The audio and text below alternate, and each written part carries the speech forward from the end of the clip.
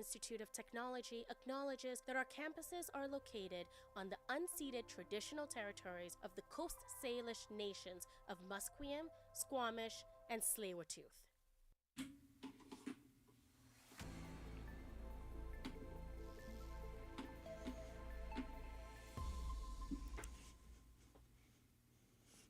Hello, my name is Cohen Sassman, and this is your news at 3 p.m.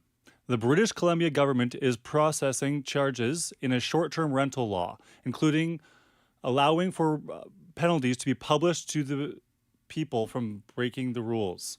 Housing Minister Christina Boyle tabled an omnibus housing bill in the legislation which will affect short-term rentals. The government says the bill would ensure all local governments are meeting small-scale multi-unit housing requirements that allow for more forms of housing, such as triplex, row homes, and townhomes.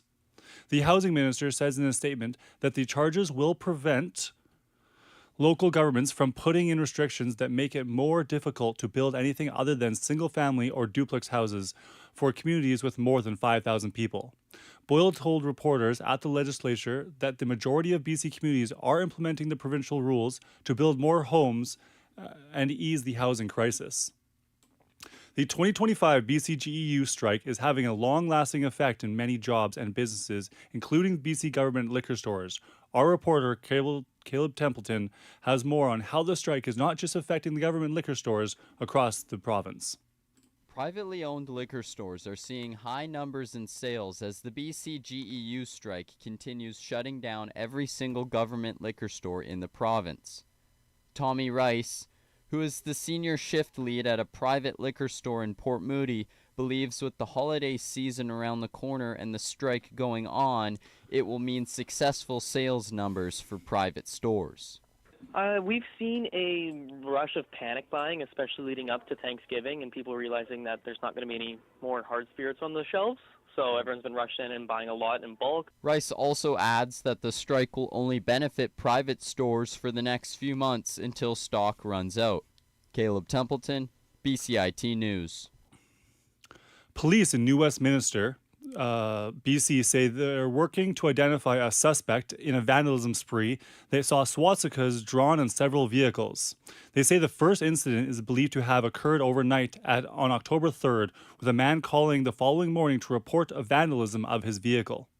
The vehicle had been parked along Nanaimo Street between 10th and 12th Street, and responding officers found another vehicle vandalized in the same area. Police say another resident then called on Monday to report findings of a swastika drawn on his vehicle parked along the same block. They say officers have searched the area for evidence, including footage from security cameras, but they're still working to find the suspect. October and November is stink bug season in the Lower Mainland. Reporter Riley Cunningham has more on this invasive species. As the weather cools down, you might notice more brown marmorated stink bugs around. After feeding on BC crops, these pesky critters are looking for a hibernation hideout over the winter, and our homes make an excellent spot. Gail Wallen from the Invasive Species Council of BC says these bugs are small, but their impact is huge. When you start adding insects that don't belong here, they actually have a major impact on, achieving the goals that we want. If they're going to be, causing impacts to your food supply, your landscaping, your beautification programs, which are also really important for mental health. The province advises anyone who sees a stink bug in their home to make use of a vacuum or soapy water to dispose of it. Riley Cunningham, BCIT News. A painting of Morocco made by former British Prime Minister Winston Churchill and several pieces from one of his founders of Toronto are among the works of Hudson's Bay is set auction next month. This is a liquidation to help a large debt. Michelle Kaizen has the story. The pieces are contained in a catalog released by Heffel Fine Art Auction House, which was retained by the Bay to find new homes for its most prized possessions. The catalog of 27 items is the first glimpse the public is getting of the trove of 4,400 items scheduled to be sold by the end of the year to help HBC chisel away at its debt. Churchill's oil-on-canvas painting is perhaps the buzziest item because it carries the highest estimated value at up to $600,000. Michelle Zadikian, The Canadian Press, Toronto. British Columbia Housing Minister says dissolving the Vancouver Park Board will require a referendum. This is a move for the city to have more control over its parks.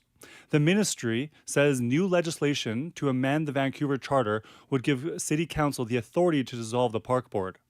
It says if a simple majority votes to dissolve the board, Vancouver City can pass a bylaw to dissolve the board, giving a jurisdiction over designated city parks to council. The province says the legislation will also require a referendum and an anonymous council vote if the city wants to remove a permanent park designation, unless the land is being transferred to First Nations.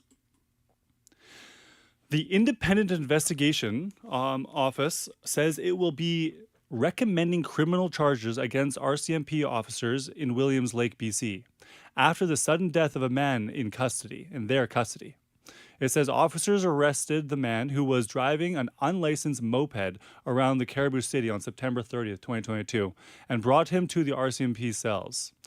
The release says the man appeared to have fallen asleep on a bench in his cell, and about 2 hours later, around 3 a.m. on October 1st, he fell off the bench onto the floor. He was declared dead at the scene, and the 110 says its investigation revealed that the guard did not meet the standard of care for the man, partly because of the detachment was understaffed. It says the RCMP national policy also requires in-person checks no more than 15 minutes apart, but the guard had fewer physical checks than usual, relying on remote video. In international news, the U.S. President Donald Trump is taking a victory lap at the White House today after Israel and Hamas agreed to tentative ceasefire deal. Both sides are agreeing to proceed with Phase 1. The big question on everyone's mind is, will both sides keep their word? He is planning to travel to the region in a couple days. Karen Travers has more. Mary Bruce, our colleague, asked some really important questions there because we heard the president talking about what Phase 1 looks like. And we knew that because, of course, he announces with great fanfare last night. And the focus, of course, has been on the hostages getting released, which he said would be Monday or Tuesday. But Mary pushed him on what comes next in Phase 2, because that right now is unknown and that could be complicated and that could take a long time. And we've seen negotiations before get through a Phase 1 where some hostages have been released, only to see things fall apart in a Phase 2. Israel and Hamas agreed to a pause in their devastation 2-year war and the release of the remaining hostages in exchange for Palestinian prisoners. Jordan Miller is in Jerusalem with more on what comes next. We're waiting for the Israeli Prime Minister to convene a government meeting, and then he will hold a vote to ratify this first phase of President Trump's plan. He already met for several hours with his cabinet, which had to, by law, approve parts of this deal that will see the release of Palestinian prisoners and some that are serving life sentences. And in sports, Canucks start their season today against the Calgary Flames, and hopes are high in the locker room. Some players express how last year they fell short of their goals. Demko says he believes the locker room is ready and the team they have this year could step up in a really big way. The Canucks' new coach, Scott Young, says he feels good about the team they have and they put a lot of work in. They didn't only put a lot of work in this offseason, but also the team has the right attitude and outlook. They're looking excited and energetic. The game kicks off tonight at 7 p.m. at Rogers Arena. The Toronto Blue Jays defeated the New York Yankees 5-2 last night to win their best of 5 American League Division Series in 4 games. Toronto used 8 relief pitchers in a so-called blue pen game to hold off the Yankees in their home park. Yankees slugger Aaron Judge was disappointed the season had ended for them this way. Yeah, we didn't do our job, didn't finish the goal. Had a special group in here of a lot of special players that, made this year fun, but, we didn't get the ultimate prize, so, we came up short. The Vancouver Giants spent little time killing penalties during the second period of their 6-0 loss at the Art Hauser Center on Wednesday. But for all the wrong reasons. The Giants gifted the hometown Prince Albert Raiders 6 power play chances. The Giants play the Brandon Wheat Kings tomorrow in Manitoba. The UBC women's basketball team beat Brock University 75-55. This is exactly how the Thunderbirds were looking to start their season. The new head coach, Dave Taylor, was visibly excited after their first game that he coached with the team. In NCAA, the NCAA allows Division I athletes to bet on professional sports. The NCAA Division Administrative Committee on Wednesday adopted a proposal to allow student athletes and athlete department staff to bet on professional sports, a shift in a long-held policy that had become difficult to enforce with the spread of legal sports betting in the United States. Division II and Division III are expected to consider the proposal in their respective meetings at the end of October. The NCAA said if approved by the lower divisions, the rule would go into effect November 1st. NCAA officials emphasized that the rule change is not an endorsement of sports betting, and they remain concerned with the risks associated with all forms of sports gambling. The change was supported by the Division I Student Athlete Advisory Committee. Canadian swimming sensation McTavish has withdrawn from this week's first leg of the World Cup Tour in Canal, Indiana, due to sickness. McTavish said she was excited to race for the first time, but is disappointed to share she has unexpectedly fallen ill, and her doctor advised she does not race at Canal via social media channels. McTavish, who has been in Canal for the better part of the week, is obviously sad about this news. Thank you for listening. My name is Cohen Sassman. This is your sports and news at 3. Oh, God, dude. Fucking.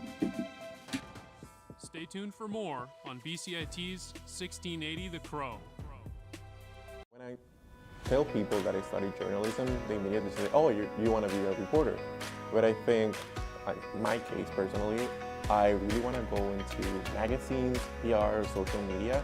And I think here at school we learn a lot of skills that allow you to go into that world, because you learn how to write for social media, social content, for websites,